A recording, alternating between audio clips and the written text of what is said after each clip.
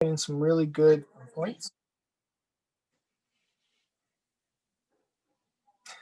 American as GMO apple pie. I guess in comment to this is not us, right? We heard that so much on January 6th, and a lot of us were like, well, you know, kind of is.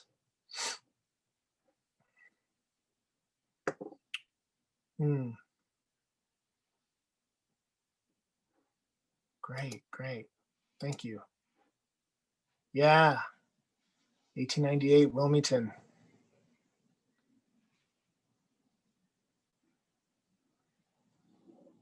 Terrific. Thank you all. Would someone like to share in more detail? Feel free to unmute. And we don't have a whole lot of time, but we have time for one of you right now to share and talk a little bit about this connection.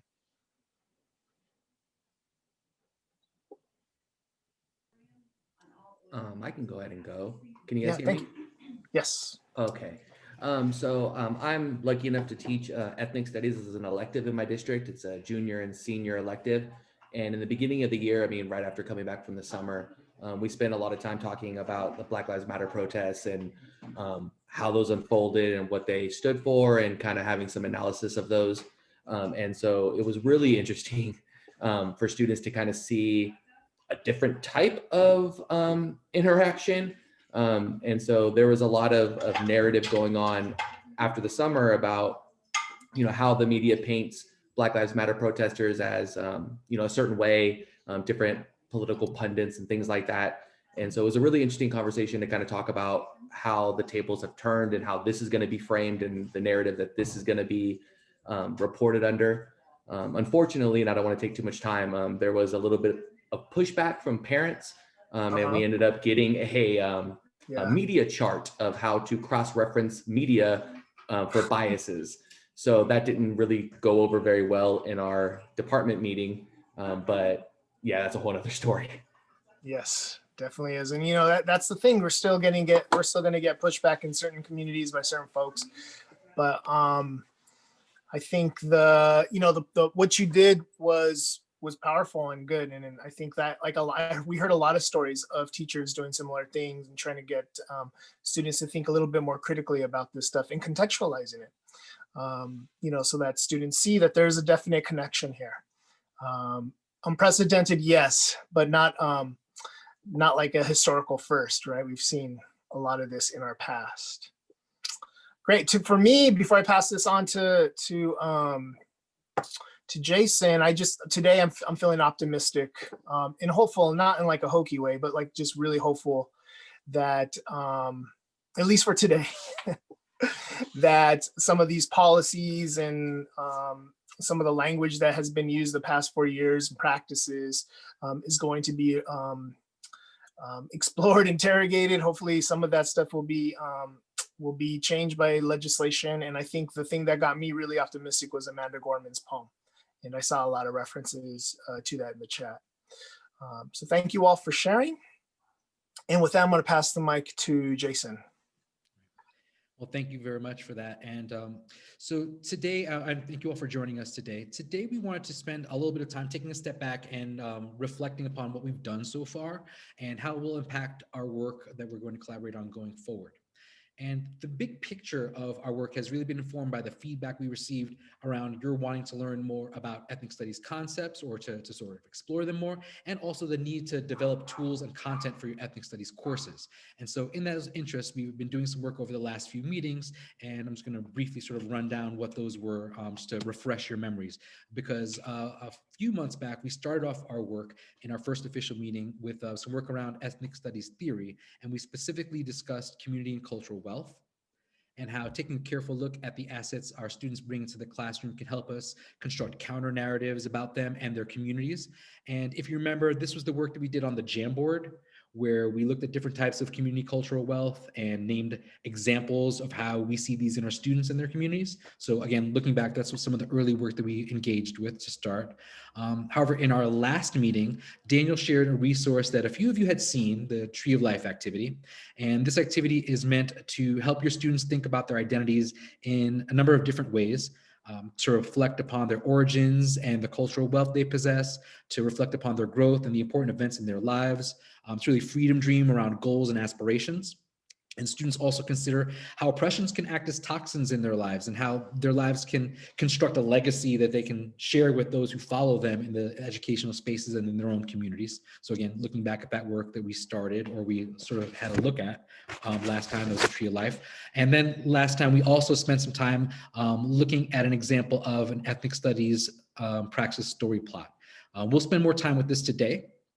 But in theory, this approach to unit and lesson design that really creates an opportunity for students to interact with some of the fundamental concepts of ethnic studies while using a narrative arc that's very similar to the ones that we find in ELA classes and ELA narratives that they already have some exposure and some background to.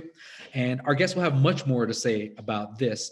But if you recall, in our last session, the ESPSP was explained using a model of a lesson on California Prop 187. And so we use that to sort of engage with the thinking that we are starting to do some more work with here. And then finally, we also, last week, we also very quickly at the end of our session, think about the places in your local history where narratives exist that you might want to bring into your ethnic studies classroom using the ethnic studies praxis story plot framework. Now, our work going forward will be built on the ideas generated using the Padlet that was sent out. If you didn't get a chance to work with it, yeah, it's okay. It's not too late. We'll kind of resend that out and give another opportunity for you all to interact with that Padlet that looks like what you're seeing on the screen. Daniel and I are going to send links out to that. Again, an opportunity to do some more of that will be coming soon. Now, as to the why we've sent out those links and the why we've engaged with those last two things that I mentioned, I am going to pass the mic back to Daniel, who has a little bit more to say about that. Yeah. Thanks, Jason. Yeah, so when we first got together, and I think this was back in October, we had a chance to meet some of you. And then with our first meeting, official meeting, I think in November, we really were, Jason and I were really struck by the sort of like the needs that the group had. And what became apparent is like the group sort of like wanted to explore some theory and to sort of learn about like ethnic studies and what it means, what it's all about, but also something like tangible that they can take into the classrooms. And so what Jason and I have been trying to do throughout this time is to balance that, to give you some theory and then sort of frame that with an activity or strategy, or at least a worked example. And so when we found the article about the ethnic studies praxis story plot, we really got excited because we thought that this is like the perfect sort of mesh of theory and practicality or application, which is, again, going to be elaborated a little bit more in a couple of minutes. And so what we want to do is from this point forward, really use that local history example that you have been thinking about and use the ethnic studies praxis story plot as a way to frame it. And so we developed this Google slide template, which is a planning guide, not a lesson plan. We don't have time to develop a full-fledged lesson plan, but we do have time for you to do some planning on something that might turn into a unit or a lesson. And so this is a overview of what that template's going to look like. Everybody's going to get access to this Google slide, and you're going to be able to type on it. Your first part, the first thing you're going to type is what the topic is. This could be a local unique topic. Give a summary, key dates, could be a couple of dates, a couple of groups or individuals who are like really important to know. And the cool thing about this Google slide is that you could hyperlink it to some more information about them. And then from there, you're going to use your local history topic, and then you're going to follow the ethnic studies praxis story plot, and you're going to use it sort of as a lens or frame to help explore this topic. So the first thing that you're going to do is, as an example, is you're going to expose the problem, right? And so the next meeting that we have, we're going to give you time to do a little bit of research on this topic, and then what was the problem, right? And so we've pulled the questions from the article, and we put them on each slide. And what your job will be is to answer those questions as best you can here on this part of the Google slide, and then attach a source. This could be a photograph, a newspaper clipping, some kind of map, etc. And that could be hyperlinked and or cut and pasted here, right? And you're going to work through the entire entire plot that way, just by sort of answering the questions and attaching some sources. So you're going to go through the oppressive action, the trauma and tension, all the way to the, to the taking action, resistance, healing, and then finally with the reflection and revolution piece. Okay. We're going to spend considerable time at the meetings, giving you time to do research, to fill this out. Of course, you're probably not going to be able to fill out the entire thing on your own, but you'll be able to get a good chunk of it done. Again, the idea is not to create a lesson, but to have sort of the foundation or the ingredients, if you will, of something that can be turned into a lesson or a unit. And what Jason and I want to do by the time we're done with this grade group is to compile all of these Google Slides into one epic Google slide. And we're going to format it sort of so it looks like a binder, like a digital binder, if you will. And we'll have everybody's, we'll have tabs, we'll have everybody's ESPSP planning guides there and links to theory and things like that. So it'll sort of be like a toolkit with resources for you to walk away with, to share. And contact teachers in this group if you have questions about their local history topic. All right. And so with that, do you have any questions? I can answer a couple of questions now, Jason as well. Or you can just drop us a chat or an email if something pops up later.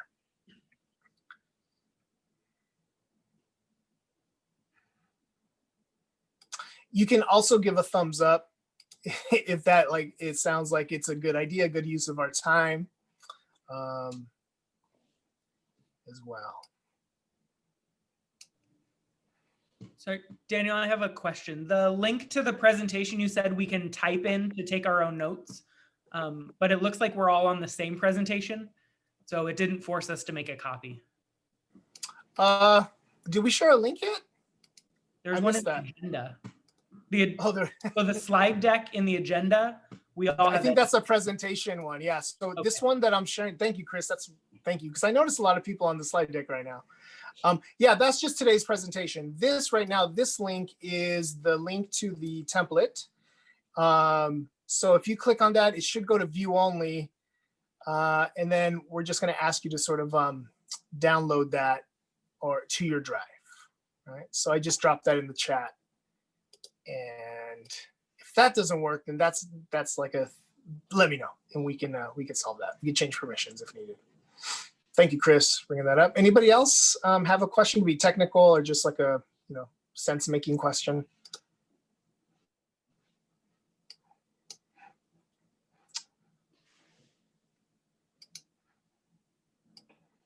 Okay, all right. So I think that was a pretty good teacher pause.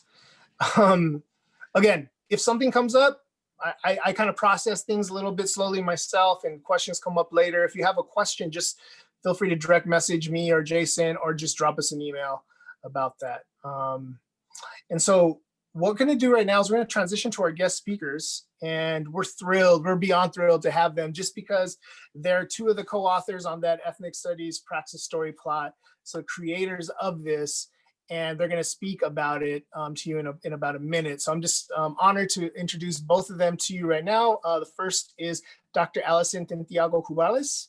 She is an associate professor of Asian American Studies at San Francisco State University's College of Ethnic Studies. She's also the founding director of Pinoy Pinay Educational Partnerships, or PEP.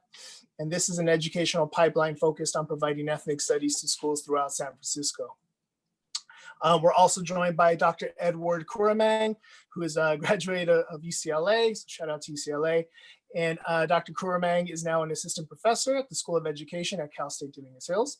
I'm just gonna, I gotta say this because this is a really amazing honor. In 2019, Dr. Curammeng won the Outstanding Dissertation Award for his research, Portraits of Praxis, Lessons from Filipino American Teachers Rooted in Ethnic Studies. That dissertation draws on critical race theory and portraiture and documenting how Filipino American teachers understand and apply ethnic studies pedagogies to address the unique needs and contexts of their students. They know each other well, they're good friends, and we're, again, thrilled to have them. Please give them a round of applause. You can unmute and clap, or you can just drop the clap emoji. And with that, I'm gonna hand it off to our guest speakers. I love it, clap emojis. Okay. Hey everybody, my name is Allyson Tintiangco-Cubales, and I am very honored to be here. just want to thank Daniel and Jason for inviting me and Ed, and just the opportunity to talk in front of ethnic studies teachers. I mean, this is our dream, you know, like for some of us who fought for ethnic studies, this is our dream. I've been fighting for it for about 30 years, which is a little more than half my lifetime. No, I'm just kidding. I'm not 60 yet. But I have been fighting for it for 3 decades. And so it's kind of a big deal to see all of you here teaching it and reading something that we wrote to help support you all. So I feel honored, blessed, and humbled to be in front of all of you today. So I'm gonna go ahead and get started. We have some fun stuff to cover today. I'm anticipating that some of you might have read our article, the Ethnic Studies Praxis Story Plot article. Ed is the main author on that, and so I'm gonna give him a lot of opportunity to kind of break down all the different pieces. But I'm gonna get us started today. Here's my screen. Do you see my screen? Okay, thank you. I want to also acknowledge that you all are here. I mean, like a lot of people are partying right now, you know what I'm saying? So I want to acknowledge that you are those teachers who are still like, you know, like working on a day where a lot of people are chilling. So I just want to say thank you for being here and sitting with us today and learning together. Okay, here's my screen. So there's actually 3 authors on the article. Daisy Lopez is a teacher, elementary school teacher, also an instructor at the University of San Francisco. Yeah, like, so the 3 of us were the ones who developed this idea and this theory that became Praxis. And we'll share more of that story as we go. So we are lesson planners. I mean, we are teachers. So we created a lesson plan for today to kind of take us through the Ethnic Studies Praxis Story Plot, and also to give you an example of the type of lesson plans that we create. And so this format is called the C4, or the Ethnic Studies Lesson Plan format that we are offering the state of California. We are using it in the Liberated Ethnic Studies Model Curriculum Group. I am the former chair of the California Ethnic Studies Model Curriculum. And so just some thoughts around this is a format, the C's, this is a format that we've been using for almost 20 years. Let me go back. Okay. So today we're gonna do some stuff with you. I appreciate the land acknowledgement, you know, like that you all shared already. We believe in that land acknowledgement. We also want to add an ancestor acknowledgement today. We're also gonna do a cultural energizer and talk about story and where you all got your stories. And then we'll go into some critical concepts. We'll talk about the traditional story plot, the notion of praxis, and then go into how that comes together to develop this thing called the Ethnic Studies Praxis Story Plot. And then we're gonna try our best. We're gonna see how fast we can go through that material and see if we can actually do some collaborative work today and take a couple of the coordinates on the plot to actually go in deeper and use some of this in application. And then we'll do a closing and then we'll take questions, of course.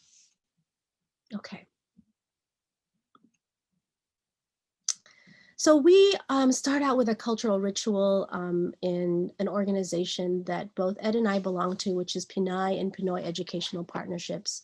It is an ethnic studies pathway pipeline community service project. It's really a community of radical educators. And so we have been part of that for many, many years. I was one of the people who started it in 2001. And so a lot of the work that we developed came out of this ethnic studies group. And we pilot a lot of things there before we send it out into the world. And so PEP is really our home base. One of the rituals that we do in PEP is to acknowledge the land. And so we have our specific land acknowledgement where we really acknowledge that the land that we're on, and I'm specifically on Ohlone land, is really a land that has been stewarded for hundreds of years and then violated. Their sovereignty was violated. But the most important thing that we acknowledge is that they are still here. This is not a historical land acknowledgement. This is an acknowledgement that they are still here. I am very wedded to the idea of the Ohlone owning and them being still on this land. I went to Ohlone College, so it means such a great deal to me. Actually, Ohlone College just contacted me today to keynote their Women's History Month, and I just feel so connected, and it's really important to acknowledge our connection to the land and the people who stewarded it. So along with the land acknowledgement, which I know you already do in this space and probably do in your classrooms, we also in ethnic studies appreciate the connection to our ancestors. Many of our ancestors were not acknowledged for their stories and for their narratives and for their contributions. And so in honoring that, we would love if you all would go into the chat right now and both do a land acknowledgement, just acknowledge the land that you're on and the indigenous people. And then also, if you feel comfortable, bringing in an ancestor to the work that you do and to the space that we're in right now. And so this ancestral acknowledgement is about asking them to guide us, to participate, and to be here, you know, like as we do this work. I know, and I want to be mindful that some of us have had some recent ancestors. COVID-19 has really, you know, like brought on a numerous, not even numerous, that's the wrong word, a horrendous amount of deaths. And so I want to acknowledge that this is also a very sensitive topic. If you feel comfortable, we would love if you would acknowledge the land that you're on and the ancestors in the chat. I'll give you a chance to do that before I move forward.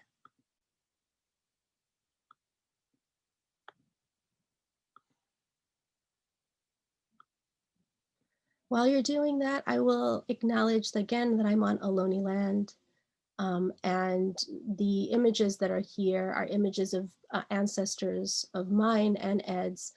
So I'd like to acknowledge Dawn Mabalon, Dr. Dawn Mabalon, who was my best friend who passed away a couple years ago. And she created some very important, essential questions of ethnic studies that I can share with you all. I also want to acknowledge my grandmother, Agrippina Mendoza Gose, who passed away in November this year. September this last year. She was born in a pandemic in 1918 and at 101 years old passed away in a pandemic. So it's kind of a trip. Her life was amazing. So Ed, did you want to also just acknowledge? Hi, everyone. I want to bring in and acknowledge a recent ancestor, one of my first teachers. I am and have been trained by a kumu hula, which is a master of hula dance. And Auntie Ruth Nalua Manawes passed away January 5th of an aggressive cancer. So I just want to acknowledge that, then also how she's taught me in many ways to think about who our teachers are beyond quote unquote traditional classrooms, and how the ancestors and the elders in our lives teach us in many ways. Thank you, Ed. I want to acknowledge that Ed and I are very connected. And his teacher was the mother of my daughter's teacher. And so it's kind of a trip how that also makes us connected. And I also happen to have had Ed as both an undergrad and a graduate student as my student. And now to see him as a colleague is this amazing experience that I get to have, and you all get to witness our collaborative work.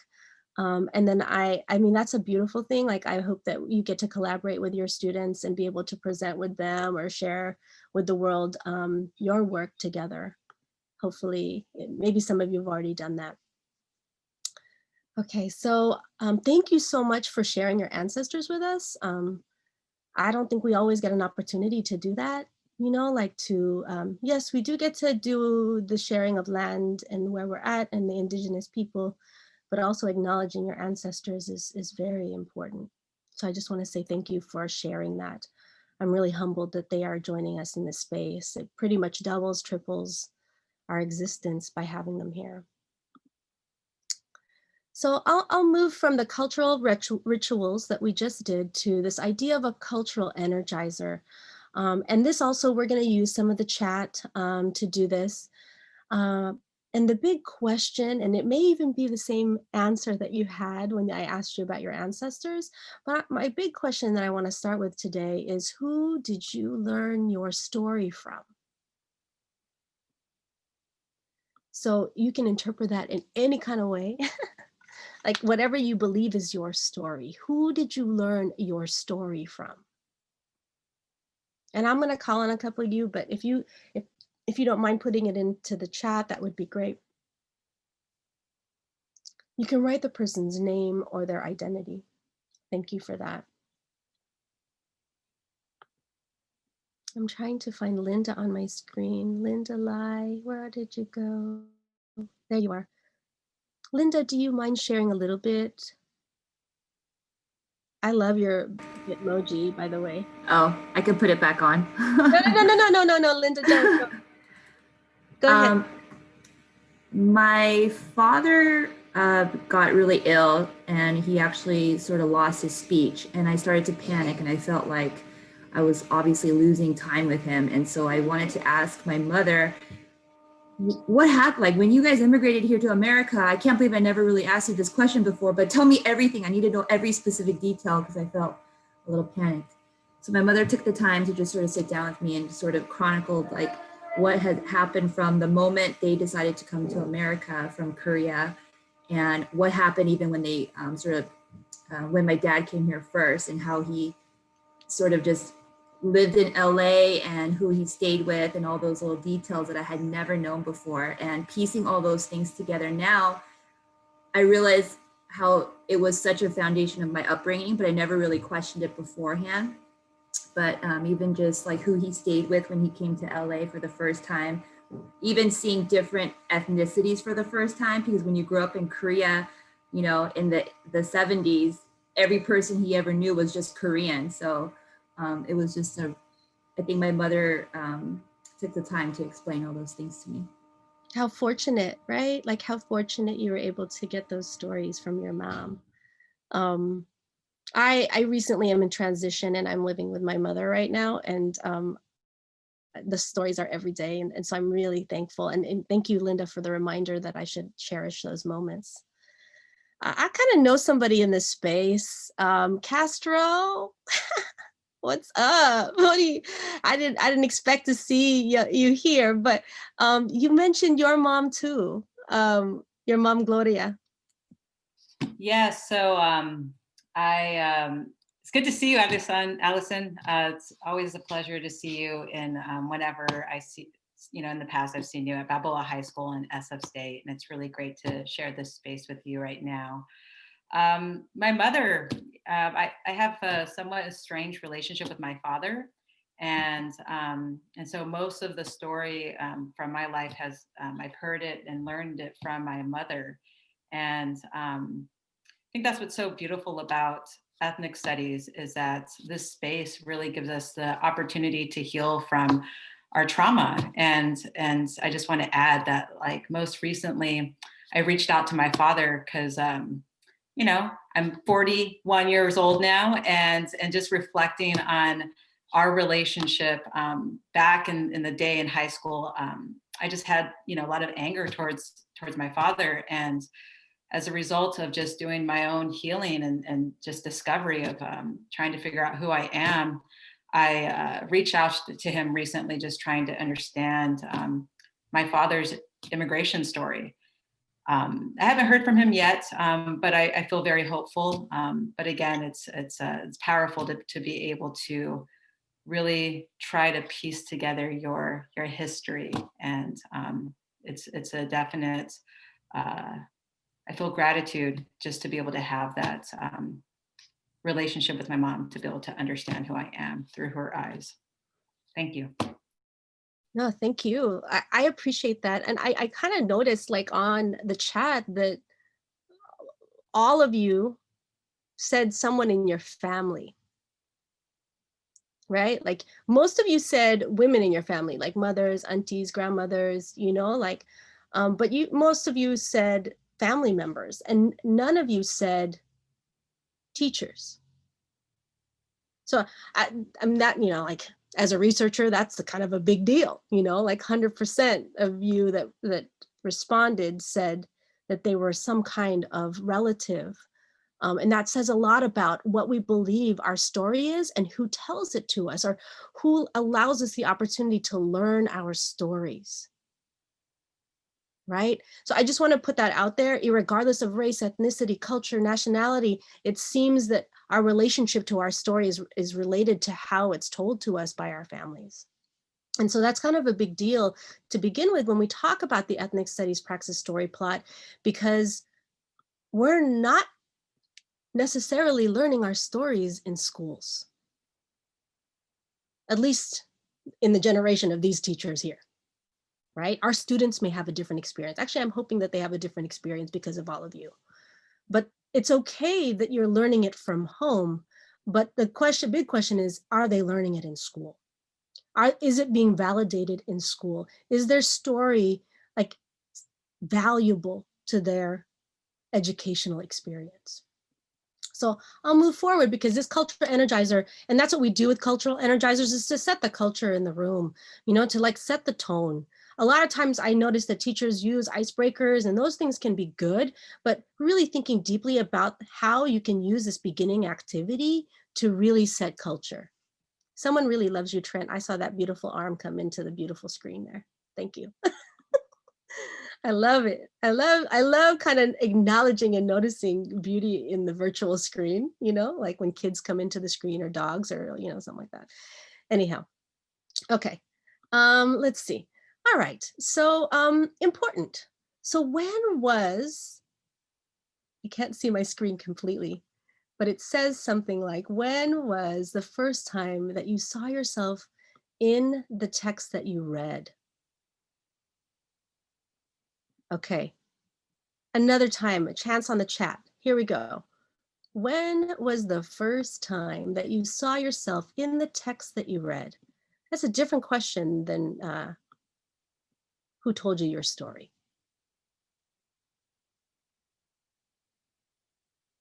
And if you have never, that's totally okay. You can say never.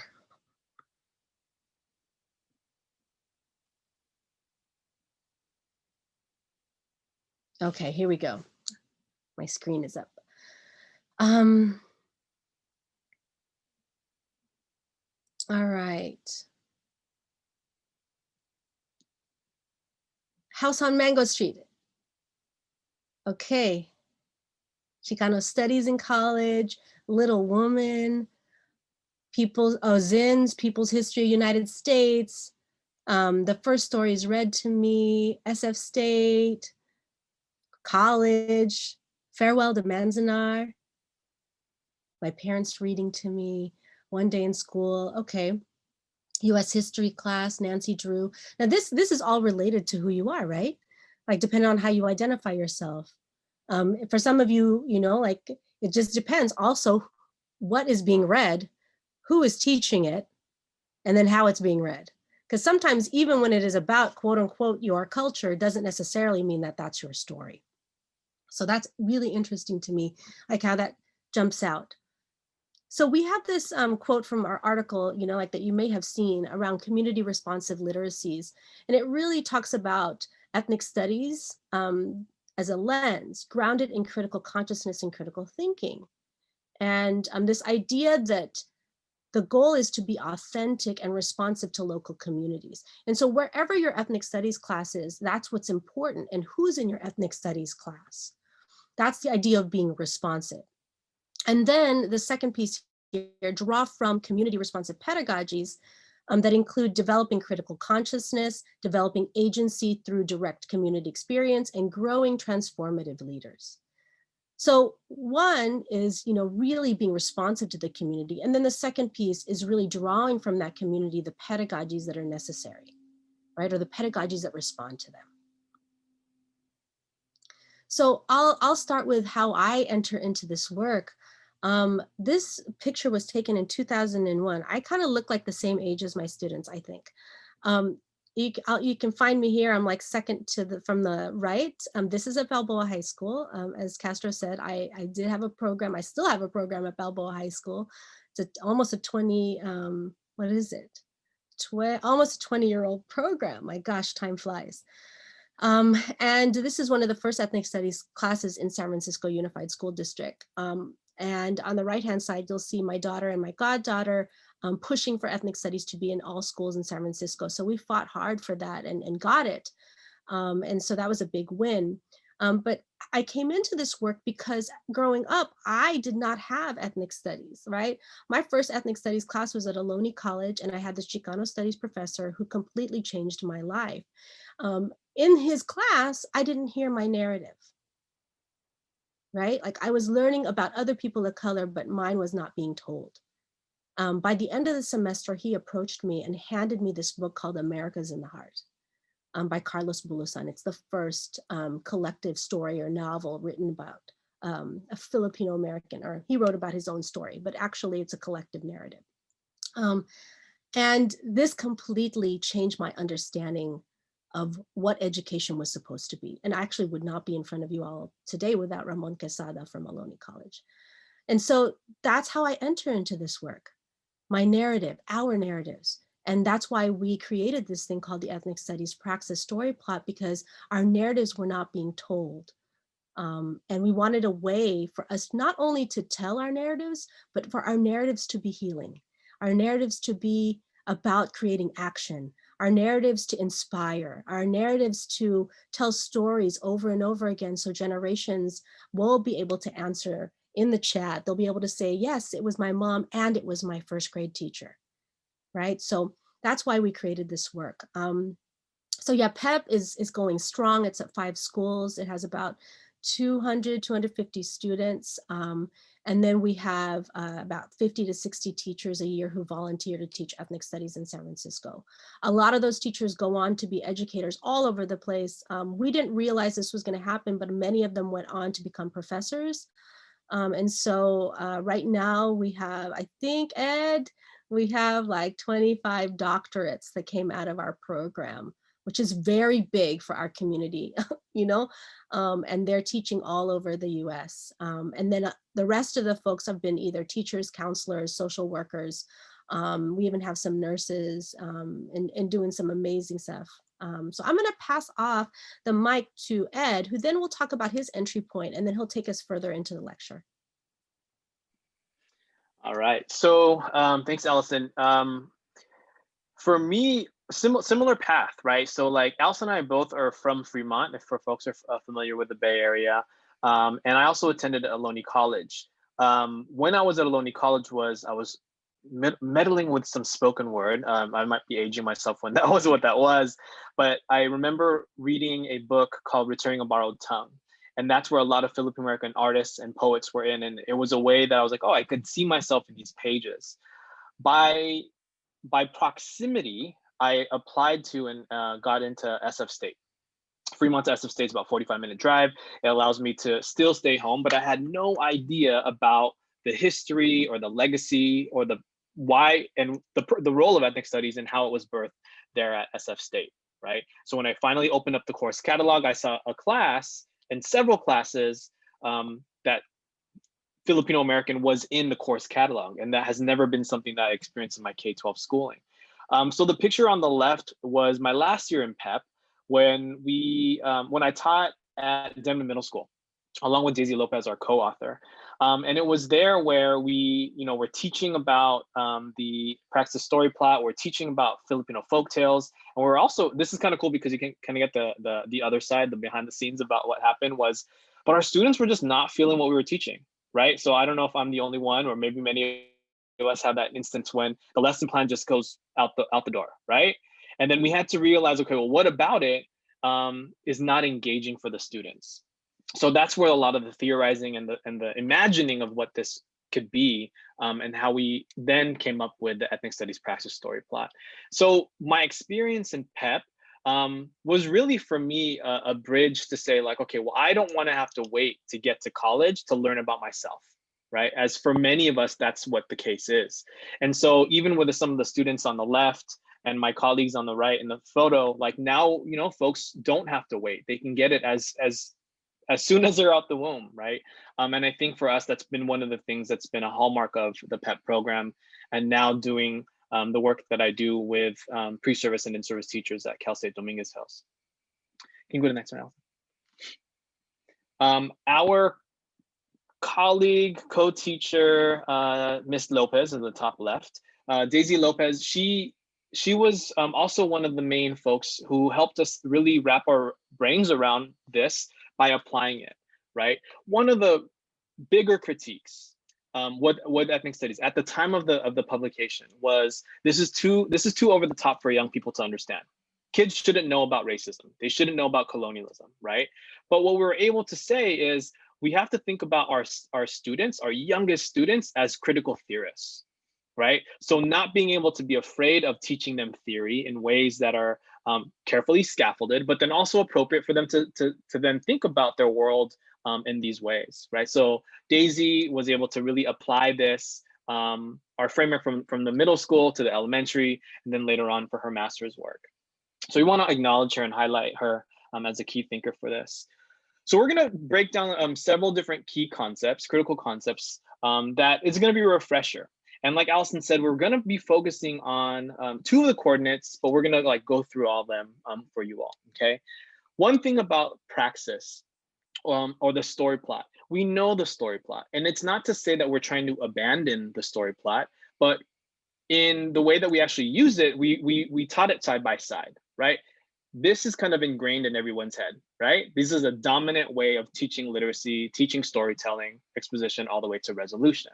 But when we apply the element of praxis, right, putting theory into action plus reflection, this really embodies a Freirean approach and how other scholars have thought about this to think about, 1, identifying an issue, giving students the tools to think about and analyze that issue, right? Number 3 is thinking about, okay, well, how might I really interrogate this even further through a plan of action, implementing that, evaluating it, and then coming back to number 1, right? Thinking about your problem solving as a cycle, right? What does this tell us about it? And oftentimes too, the 5 to 1, that return, is something that folks tend to not really come back to, right? They kind of like, oh, we did it, we're good, right? But like how now that we've done this praxis cycle, what then does it tell us about the various issues that we're able to name? How does it kind of give us a lens through which we can really better understand ourselves and our relationship to one another? So we're going to drill down on all of the 5 coordinates, right? And we want you all to think about this. We're going to use the first 2 coordinates when you get to the community collaboration piece, but we're going to go through each of them first. Okay, so the first coordinate is exposing the problem. So this really draws upon, and you'll notice in the slide deck, the left-hand side is going to be where some of the theorists that drive the work, right, that you can pull from, and then also some other theorists that you can use to scaffold how you might approach teaching this in a lesson plan or a larger unit, right? And so many of us are very familiar with the work of Paulo Freire, and a Freirean approach, like what Daniel was talking about, was a way to think about problem posing versus having our students as an empty vessel, right? Or the banking system. Are y'all tracking me? Are we good with like, okay, we've heard of these kind of concepts, right? And so when we set more of a problem posing approach, it allows students to help really think about exposing the problem, right? And when we think about praxis, it's really theory plus reflection and practice. That's the cycle, right? On the right hand, and then one more piece that we want to think about is some other work that we've done, right? On this idea of de-imperialization, right? A lot of folks are talking about decolonization and how colonialism has really warped the ways that we think about history or how histories are told. But when we take that to another step to think about the US as an empire, right? How might we also begin to engage in the process of what Allyson and I call de-imperializing or de-imperialization? So on the right-hand corner, you'll see some kind of examples, okay? And we want to make a really clear distinction. So one of the things when we think about exposing the problem, it's asking several questions, right? But a problem, for example, is racism, right? We see that on the daily, right? But the issue tied to that problem is actual racial profiling, right? Do you see the distinction between racism as the exposing the problem and then the issue of racial profiling, right? And having students become aware about how, if at all, they might have experienced that or noticed that. And then when the key thing about this first coordinate is that, you know, the exposition says these are the characters in the story, right? But with exposing the problem, begins to think about, okay, well, how might we allow our students to think about power from a systems analysis perspective, right? Structures and systems of power then allow students a richer way to interrogate how they're complicit or implicated in those systems, how they see themselves affected by those systems. And in this example, right, racism being the problem, the issue being racial profiling, and the power structure or the system being the system of white supremacy. Are y'all tracking with me? So we can see how those kind of levels, right, begin to give students a language to say, okay, this is the problem that we're acknowledging. Okay, let's go to the next one.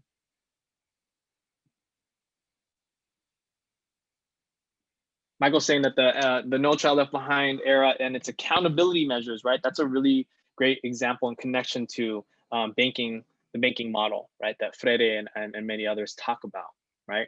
So when we go to the next coordinate, and a thing to think about too is the way that it's presented, the way that you might have read it, is that it's kind of linear, right? But this is a cycle. It's a praxis cycle when we think about how you can kind of engage these coordinates. Katie says, will we get a link to it? Yes, you will have a link to these. We're going to share this with you all. And you all are going to be able to get into this in a bit too. So one of the frameworks that help us understand oppressive action is the 4 I's of oppression, right? Ideological, institutional, interpersonal, and internalized, right? The way that we can think about oppression, right, draws from these several theorists on the left-hand side of the box.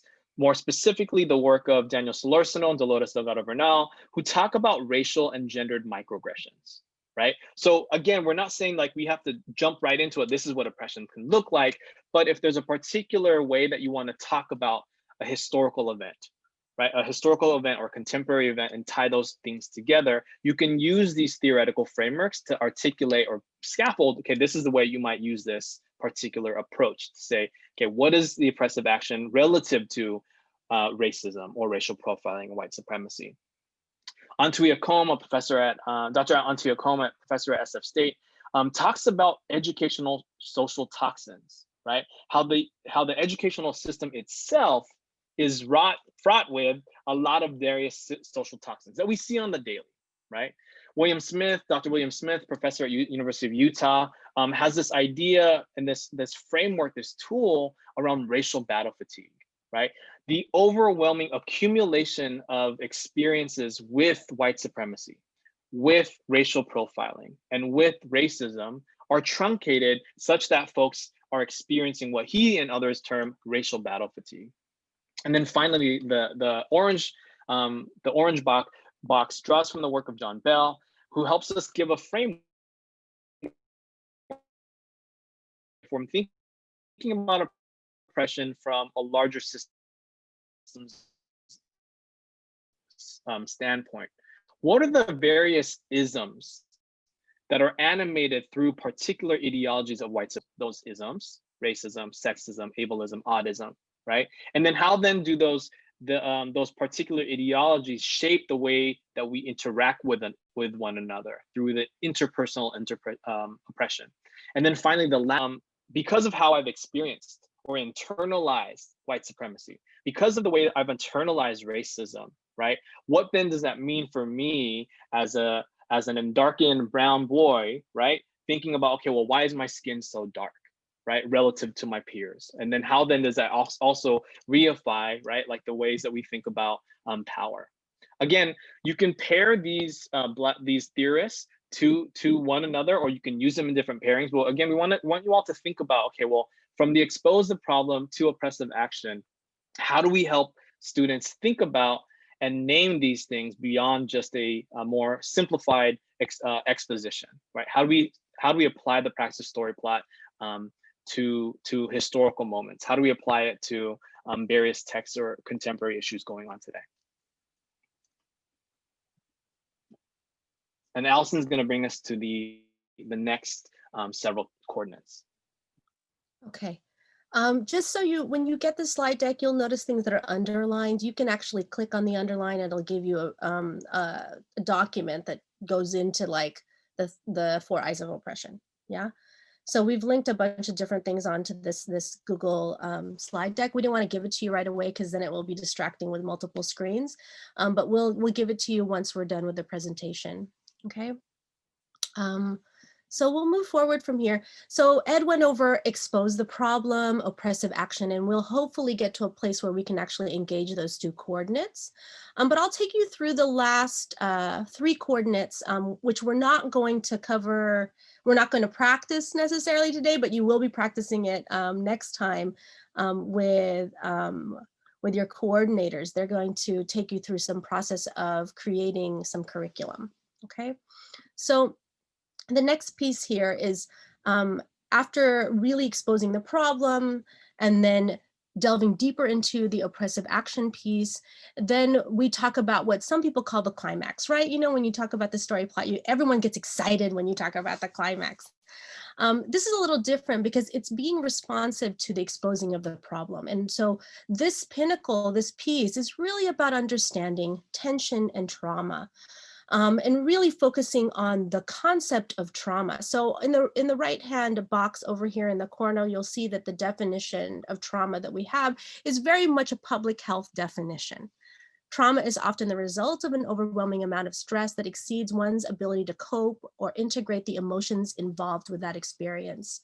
My current work that I'm doing right now, I have a large research project on wellness. And so we're oftentimes engaging with this concept of trauma.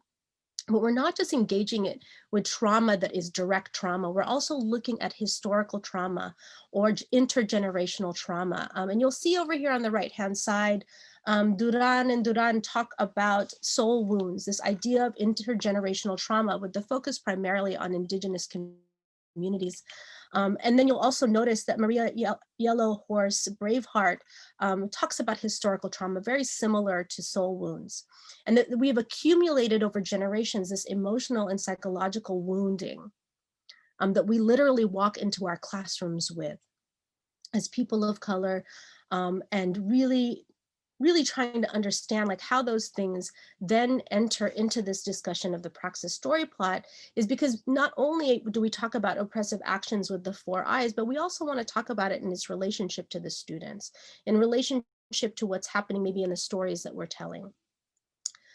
This notion, and I'll kind of brush through some of this because I want to get to the activity.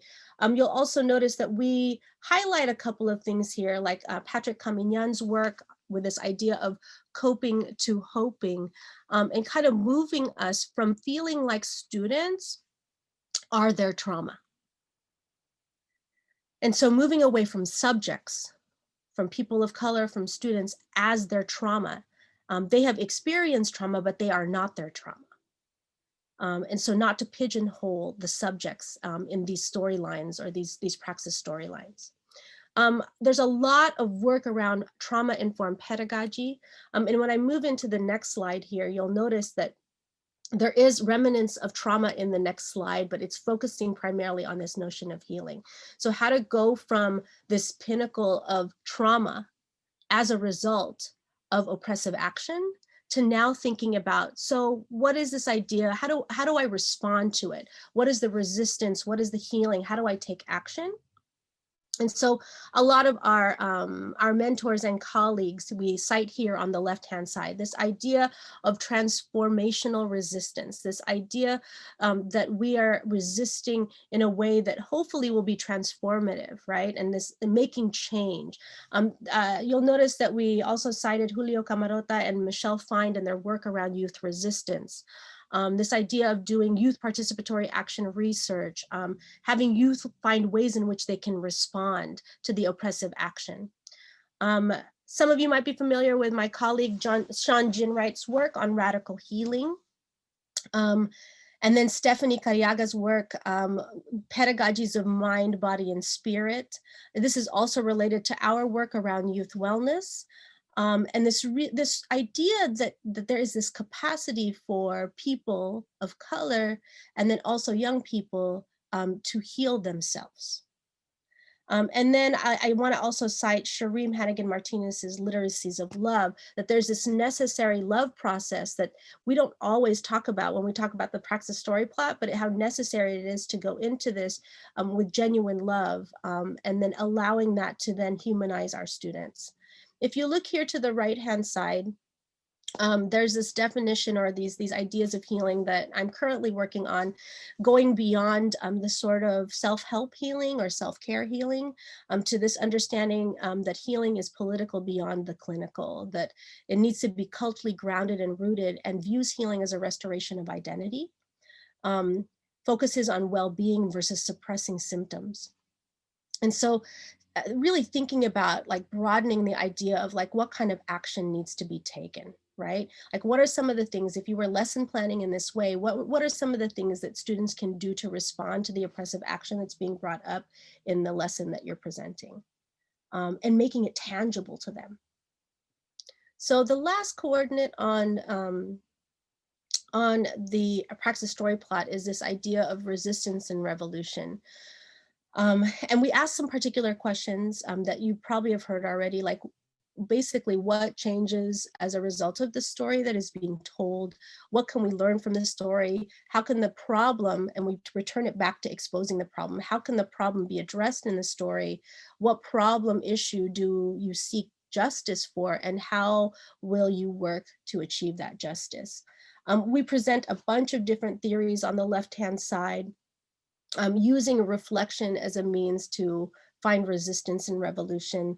And we actually pull together a couple of newer things that are not in the article, focusing on Bettina Love's work on abolitionist teaching, and Tiffany Marie and Kenja Watson's work on apocalyptic education, thinking that there is ways in which we can disrupt education, disrupt schooling.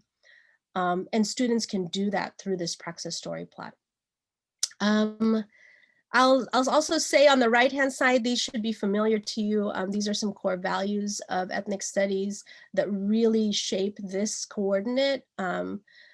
The idea that love, respect, hope, unity, community, and self-determination really shape the way that we respond to the problems and oppressive actions in our life. Okay, so we kind of took you through that. We rushed through it, and you can, if you haven't read the article, you can read all the details there. But I want to take us to this last piece that doesn't always get talked about. And it returns us back to our cultural energizer and our questions around who tells your story, who did you learn your story from, where did you read your first text? If you take the students and yourselves through this Praxis story plot, and really understand the stories, both in history and also in text, we want to begin to ask this question, or actually end with asking this question: what does the story tell us about ourselves? I think we think that we're teaching critical thinking. Like I feel like that becomes really important. I ask teachers sometimes, what are you teaching when you teach, like this particular text? I'm teaching them to think critically. About what? Why? Like, what does this tell them about them? How does this improve their life? How does this improve their family's life, their community's life? Like why is this all important? Do I believe you can do this with Shakespeare? Someone asked me that once, and I said, yes, but you still have to relate it to the students. The students have to find themselves in what you're teaching. And so on the left-hand side, you'll see some of the people who helped us theorize these ideas around counter storytelling. If my story is not being told, how am I going to tell my story, right?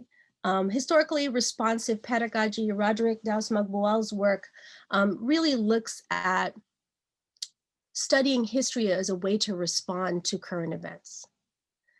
The idea of cuento, telling our stories, and then also telling it in community. Some of you might be familiar with Sarah Lawrence Lightfoot's work. She really shaped my dissertation And this idea of portraiture becomes really important, like telling the full story, looking at the details. What do the details tell us about the current moment? I also want to acknowledge that like there's a lot of different high schools, you know, like that we've worked with, actually not just high schools, but elementary to college classes that really use this work. And one of those is at Roosevelt High School. Their Politics and Pedagogy Collective use this work. I've already mentioned Pinay and Pinoy Educational Partnerships. I'm currently working in Daly City, San Francisco area, Daly City, and then also in Baltimore, and they're all using this work and this way of telling story to really address the issues of problems and centering the idea of problems to solve them. The last piece here is the idea of autoethnography. You can use this ethnic studies praxis story plot in many ways. I know in this particular group, you're using it in terms of developing curriculum. And at the state level, we were able to develop the Filipino contributions to the farm worker movement with this narrative, right? So that's a historical way to do it, and also with regards to curriculum.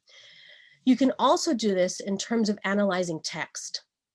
So you can take a text and use these coordinates to analyze text. You can also have students write stories this way. You can also have students develop oral history projects this way. You can also, and this is what we're going to do in our community collaboration, is you can have students use this to develop an understanding of the world. And we'll start by looking at some images that we're gonna try to analyze together. How am I doing on time? We're still okay, right? Yeah, we have about 10 more minutes, Allyson. Does that work? Ooh, 10 more minutes. What do you think, Ed? Let's just jump to 25. All right. If you need 15 more, that's fine too. If that's okay. I think we can give you the activity. Maybe you all could do it at some point. I mean, I think this is related to what you all were going to do anyways, but I'm going to just show you some of the pieces, and then I'm going to jump to 25 so we can take some Q&A. I'll just, because Daisy's not here, we just want to acknowledge like what her students got out of this. She says, students learn to write in a different way. Although students struggle academically, the students were at the benchmark for reading. It gave them more of a critical lens in finding deeper roots instead of just reciting a story. The ESPSP, however, allowed them to get to the deeper root of the problem in making inferences and connections to their world, which is a different type of comprehension. And so that was one of the results from her master's thesis after using the ethnic studies praxis story plot. So this is what we were going to do, and you all you're going to get these slides, you know, so you can play at home or if you want with your family. We were going to give you some images, you know, like, and taking these images and plotting it. So the plot would look like this, an empty plot, and our focus would be how to expose the problem, which is here as number one, like, and really kind of breaking down what is the problem, the issue, who's involved, what are the power relationships, and the systems involved. And then the second piece would be oppressive action. By looking at that image, what do you see in terms of the ideology, the institution, interpersonal, and internalized oppression that's happening? So a little reminder, the image looked like that. So you can even just tell by the angle of the image, all these things that you could say. Okay. So we have, like, there was several, like 6 images that we had for you all to break down, but I think Ed's right, you know, like that may not be enough time to do all of that, but feel free to go ahead and do that activity at any point. Shall I put my slide back up? Let's see. Ed, you said slide 25? Or we can jump to 41 for the conclusive dialogue. Okay. All right. So at the end of our, what you would have done with your class or with each other, right, community collaboration, we would have a way that we can engage in dialogue. And an approach that we can use, we're going to use together, is the 3-2-1, right? So essentially, in the chat, we'd love for you all to drop either 3 words from the presentation that struck you, right? That you thought was really useful. 2 wonderings, right? Or I wonder how I might use this with this class, or I wonder how I might use this to teach this text. And then 1 whoa. The whoa is like, tomorrow I'm gonna use this. Like that like whoa. It can be like the Maya song, whoa. I'd love you like, whoa. Or you can just be like, whoa, this is amazing. Let me use this. The mic's not on, but I can hear you all for the folks that are into R&B like that. But if there's a whoa that you have, right? So 3, 2, 1 is just 3 words that really struck you. If there's 2 wonderings, like I wonder what this might look like in my context with a principal that isn't ethnic studies friendly. Or a whoa, it's like, whoa, let me use this image tomorrow. I already have a lesson there too. So we're gonna just pause for a little bit that you all can use and drop in the chat, and then we'll call on one person to volunteer to share their 3 words, 2 wonderings, and a whoa. I want to give some processing time.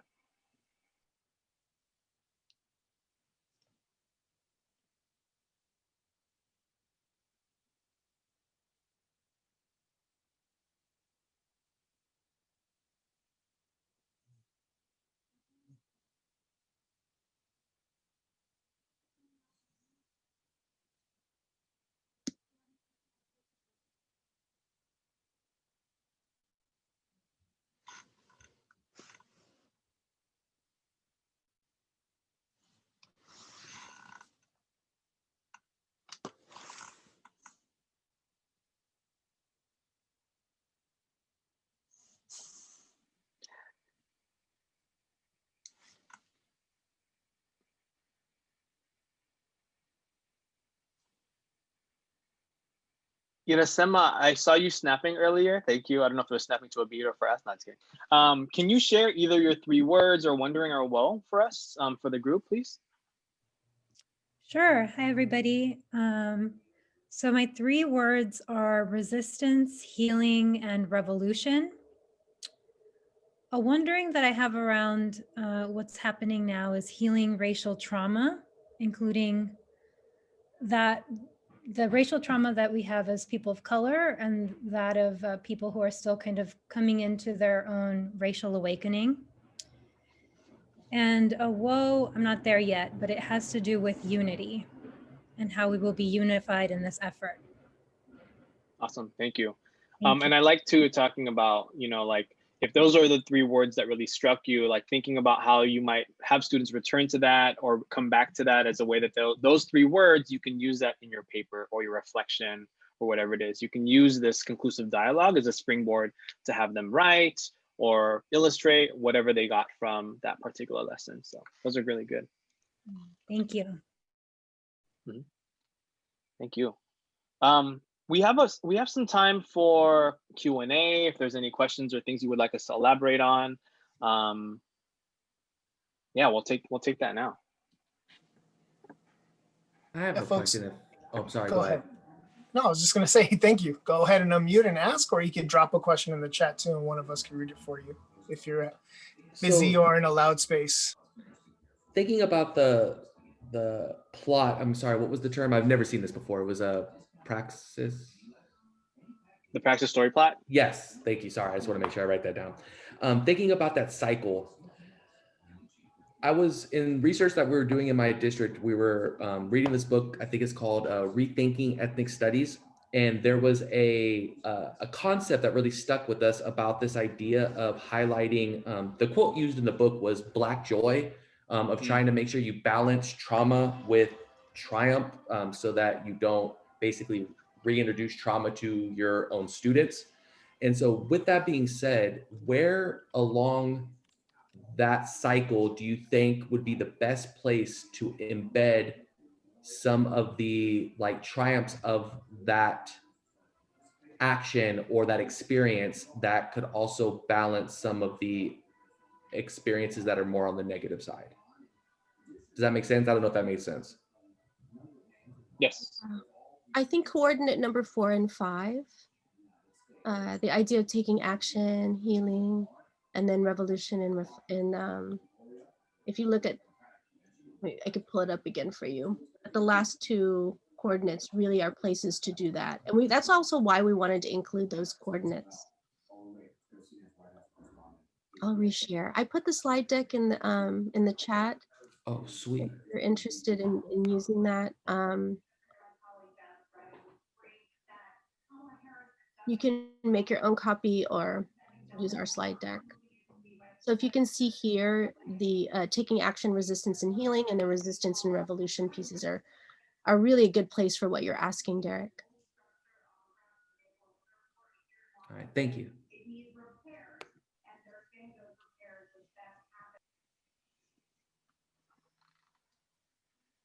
I think too what Derek is also raising is striking a balance of talking about systems of harm and oppression and experiences that have been traumatic in a way that still honors the dignity of that lived experience, right? So we don't want to just be like, oh, woe is these experiences, but there's always already resistance. There's always going to be pushback, and there's ways that folks have organized to maintain love, to maintain hope in the midst of experiencing these things.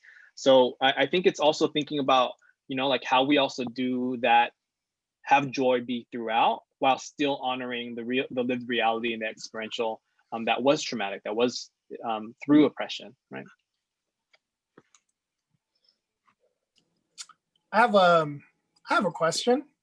Yeah, Allyson, when you were talking, you were saying that I guess a teacher asked you, hey, can I do that with Shakespeare? And I know in this group we have folks that are doing ethnic studies, but there's also folks who are doing AP classes, and they have just, they want to integrate this. And so looking at it and listening to what you said, what I'm wondering is the place to make that connection, right? Is like the teacher move, is that like in that 5th coordinate where you would make an explicit connection, or just sort of like make sure you're reviewing the connection to the content, to whatever it is you're doing with students, you're teaching them to their like lives, to their communities? Would that be the place to do it? I think it's the whole thing. Like if you're gonna, there was a question on European history, or a question around, like I feel like you have to start from expose the problem. You wouldn't be able to just do it at the end. Like I think there are so many creative ways to teach Shakespeare. Like, and you can even racialize Romeo and Juliet. I mean, like there are so many things that you can do with Shakespeare. So I don't want to undermine that text. But you could easily use it as a way to begin to understand the experiences of the current time.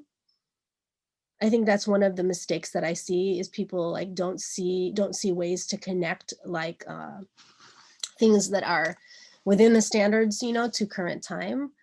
So I think that, you have to start from the beginning to do something like that. I don't think that it's something you can just connect at the end. Okay, thank you. That's really important for all of us, right? Like it would be the way that we do the hook in the lesson, or sort of like stage the stage the question or something like that. So that's really helpful. Okay, folks, does anybody else have any questions? We have a great comment from Chris. Chris, did you want to talk about that, or you just happy leaving the comment? I would like the link between, like, even though most of us are history educators, I've also taught English. So I did a lot of research on critical pedagogy and utopian philosophy and the idea of hope. So like for me, another additional element that I always wonder is how do we teach hope? Not just as a feeling, like to feel hopeful, but hope as like a state of being, as a way to see the world and see each other. So like, this can also happen in English classes. Like I would use dystopian fiction as a way to teach this kind of cycle of civic engagement and understanding how power and resistance operate even in fictional worlds, because that's where students really can find the idea to speculate about how can the future look different if we're not happy with what is the current context. Thank you for that, Chris. I would love to see if you decide to, use this in your class, in an English class or ELA class. It'd be interesting to see how you do it, and I'd love for you to share that with us if you do it.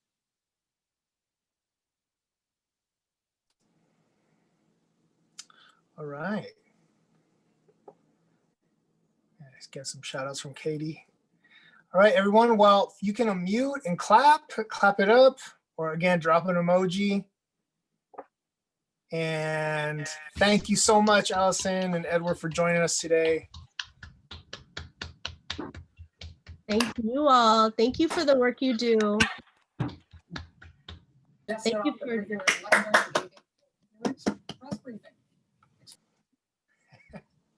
I love it. Okay, I know that all of you are, itching to get your evening started. We got like 6 minutes, and Jason and I are just going to quickly just talk about next steps, right? Before we let you go and give you a reminder about our next meeting. So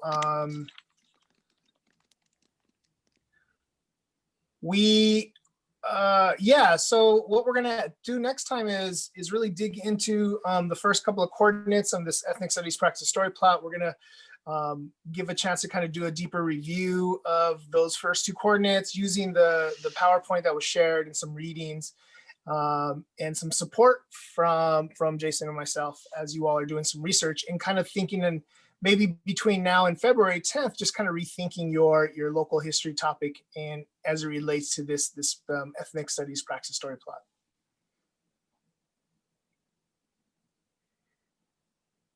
And as a reminder, we have 3 meetings left. Our next one is on February 10th. And we're going to also give you an opportunity to explore some research from Sean Jinwright, who radical healing, that was something that was referenced today during the talk. And also Mary Helen Imardino Yang, if you recall, in October, she gave a talk about trauma, and she used brain scans from students in different places and makes the connection to the work that we do in classrooms. So we will send a more targeted question because that talk is long and it's hopefully a review for most of you. So we'll have like a targeted focus question for that particular video. And add to the Padlet if you haven't already about your local history topic. And feel free to change it if you'd like. Right, that's been active, and just based on some of the conversations that we've had, or some of the discussions that were in, or just thoughts were engaged during our session today, you may want to change, you may want to adjust the California history that you're choosing to explore. I know the sample that I put out there, I'm like, oh, that won't do. I want to definitely approach it a little bit differently. So if you're on that same page and want to make adjustments, or you just want to really put something down to sort of give yourself a little bit of focus about how we'll apply the ethnic studies praxis story plot to local history, that'd be a good time to sort of focus your thinking and re-access that Padlet and hopefully get us ready for our next session where we'll do a little bit of work around that. Great. And we have some folks asking for the Padlet URL, so we can drop that in the chat before you all leave. So folks, that's about it. Thank you again so much for joining us, spending your Wednesday evening with us. We'll see you all back here on February 10th, back here in Zoom land. And enjoy the rest of your evening, the rest of your weeks. If you have any questions, you can stick around after folks start to log off if you have a question for myself or for Jason. Go ahead, Jason. And also, if you haven't signed in already, again, Daniel mentioned that at the top, if you take a moment just to sign in, the link to that is, I believe, on the agenda, but I can also drop that into the chat as well. Again, we'll be happy to answer any questions. And also, I want to get a chance to thank our guests. I appreciate you sharing your thoughts and your ideas with us, and it's given us a lot of things to think about. So thank you. Thank you so much. Buenas noches. Thank you. Buenas noches. We'll stay on the line for a little bit.